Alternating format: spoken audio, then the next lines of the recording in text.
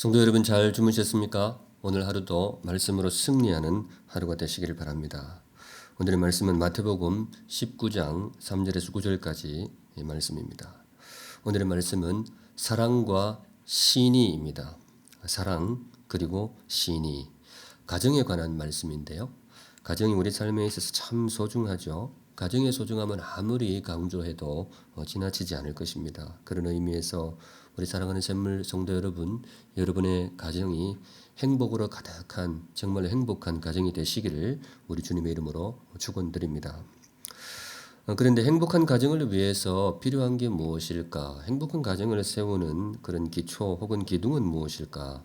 성경은 두 가지를 강조하게 되는데요. 그게 바로 오늘 묵상할 사랑 그리고 신의입니다. 가정을 듬직하게 세우는 두 기둥이라고 볼 수 있는데요. 함께 묵상하실 때에 여러분의 가정이 이 사랑과 신의로 듬직하게 아름답게 세워질 수 있기를 소망합니다. 먼저 사랑입니다. 가정이 반듯하게 세워지기 위해서는 무엇보다 사랑이 필요합니다. 결혼 주례를 부탁하면서 찾아오는 분들이 들어 있는데요. 제가 가끔 물어봅니다. 결혼을 왜 하려고 그래요? 왜 결혼하려고 그래요? 뻔히 알면서도 그냥 확인하기 위해서 묻는 것인데 다들 그렇게 대답을 합니다. 사랑하니까. 사랑하기 때문에 결혼하려고 합니다. 참 맞는 말이죠. 사랑하니까 결혼을 하는 것이죠. 그런 의미에서 결혼은 사랑의 열매라고 할 수 있습니다. 두 사람이 만나서 사랑을 싹 틔우고 사랑이 자라고 사랑이 우거지고 그래서 그 열매로 결혼에 이르게 됩니다. 결혼은 사랑의 열매요 또한 사랑의 결실이다. 그런데 성경의 원리는 거기서 한 걸음 더 나아가기를 추천하고 권면을 합니다. 결혼이 사랑의 열매이기도 하지만은 결혼은 또 다른 사랑의 씨앗이 되어야 한다. 이게 성경의 가르침입니다. 사랑의 결실로서 결혼이 이루어지는 것도 있지만은 그 결혼이 또 다른 사랑, 더 큰 사랑을 향한 씨앗이 되어야 한다는 겁니다. 사랑해서 결혼하지만은 나아가 결혼했기 때문에 더욱 사랑하라. 성경이 일관되게 가르치는 가르침이 되겠습니다. 에베소서 5장에 잘 아시는 말씀이죠. 남편들아 아내를 사랑하라.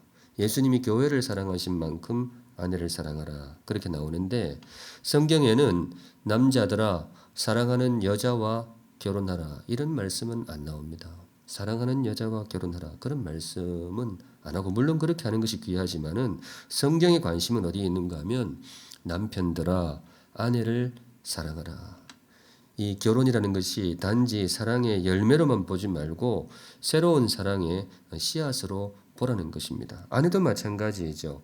성경에는 아내들아 멋있는 남자하고 결혼해라 이런 말은 없어요. 대신 아내들이여 남편에게 복종하시기 바랍니다. 또 다른 사랑의 언어인데 참 좋아 보이고 참 사랑하는 그런 사람들과 결혼하는 것이 참 우리의 본성이고 참 맞는 말이지만은 성경은 거기에서 더 나아가서 결혼했기 때문에 더 사랑하고 더 존중하라. 물론 살아보면 이게 말처럼 쉽지 않다는 것을 잘 알게 됩니다. 그렇지만은 그럴수록 기본으로 돌아가야 합니다. 사랑하는 샘물 성도 여러분, 행복한 가정을 원하신다면 사랑하시기 바랍니다. 힘써서 사랑하시기 바랍니다.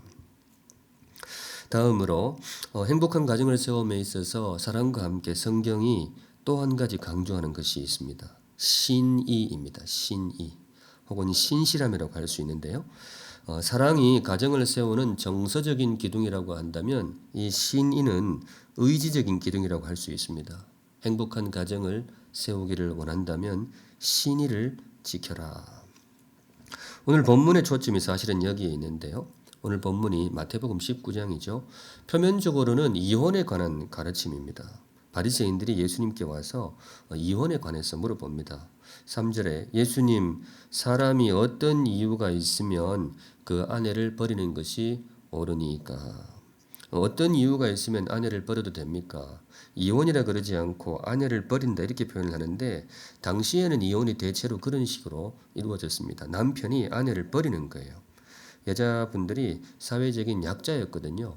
지금도 조금 그런 면이 있지만은 당시는 훨씬 더 심각했습니다. 성경에 보면 사회에서 제일 약한 사람을 소개할 때 흔히 고아와 과부 이 두 사람을 지목하게 됩니다. 혼자 살아가는 여자분들이 그만큼 힘겨웠던 거예요. 그런데 이런저런 이유로 가끔 아내를 버리는 남편들이 있었던 모양입니다. 근데 그 모습을 보고 바리새인들이 예수님께 묻기를 예수님 어떤 경우에 주의 백성도 어떤 경우에 그렇게 아내를 버려도 됩니까? 이걸 물어보는 거예요. 그때 주님이 단호하게 대답하십니다. 안 된다. 아내를 버리면 안 된다. 6절에 이제 둘이 아니요 한 몸이니 그러므로 하나님이 짝지어 주신 것을 사람이 나누지 못할지니라. 안 된다라는 거예요. 여하한 경우에도 아내를 버리면 안 된다. 다른 말로 신의를 지켜야 된다. 우리가 결혼할 때 서약을 하고 결혼하잖아요. 뭐 평탄할 때나 어려울 때나 건강할 때나 몸이 아플 때에도 그 어떤 경우에도 서로 사랑하고 아내와 남편으로서 살아가겠습니다. 그렇게 약속하고 가정을 이루었는데 그걸 지켜야 된다는 거예요. 사랑하는 샘물 성도 여러분, 행복한 가정, 정말로 귀한 가정을 세우기를 원한다면 서로 사랑하시고 또 거기에 더하여 신의를 지키시기 바랍니다. 근데 사실 오늘 본문 말미에 한 가지 예외 조항이 나오기는 나옵니다. 바리새인들이 자꾸 다그치게 물었어요. 예수님 그래도 어쩔 수 없이 그렇게 갈라서야 되는 경우도 있지 않겠습니까? 그때에 예수님이 구절해 주신 말씀이 있습니다. 내가 너희에게 말하노니 누구든지 음행한 이유 외에 아내를 버리고 다른 데 장가드는 자는 간음함이니라.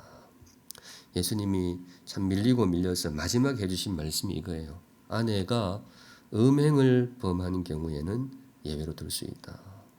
주시는 메시지가 뭘까요? 가정은 신의의 공동체라는 겁니다.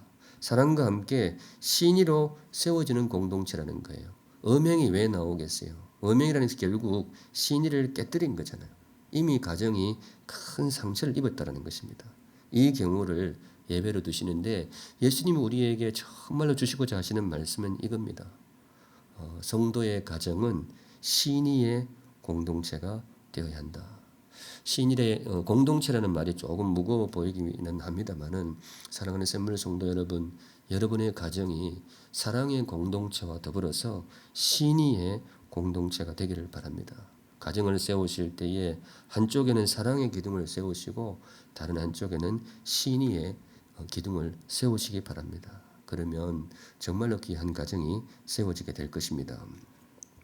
가정이 신의의 공동체라고 할 때는 사실은 두 가지 방향이 있는데요.